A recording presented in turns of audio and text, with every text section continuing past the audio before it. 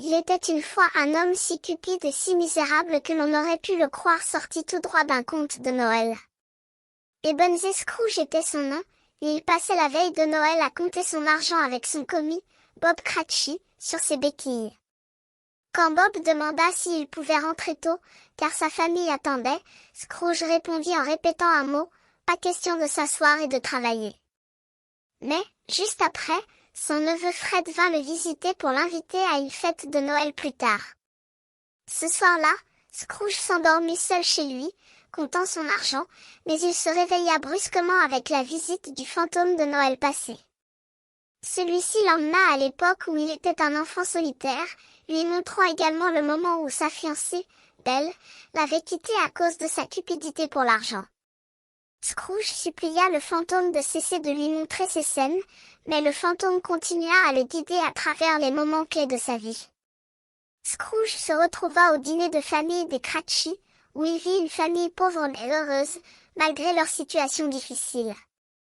Il fut choqué de voir comment les membres de cette famille pouvaient être heureux alors qu'ils ne disposaient pas de moyens financiers. Le fantôme l'emmena ensuite à la fête de Noël de son neveu, où il entendit les invités crier « Joyeux Noël !» Oh, si seulement l'oncle Scrooge était là avec nous. Le cœur de Scrooge fut réchauffé par cette expérience, et il revint dans son lit, prêt à changer sa vie. Mais, avant de se rendormir, le fantôme le conduisit à une scène de la mort d'un homme, où les gens se lamentaient « Oh, je suis si heureux que ce vieil homme cupide soit mort.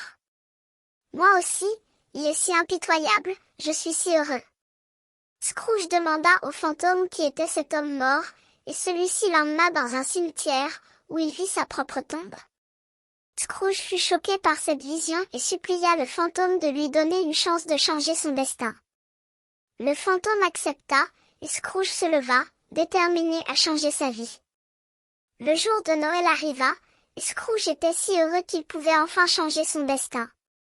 Il envoya une dinde géante chez les Cratchit et alla à la fête de Noël de son neveu, où il fut accueilli avec joie. Il passa le reste de sa vie en donnant aux pauvres et en traitant les autres avec gentillesse et chaleur.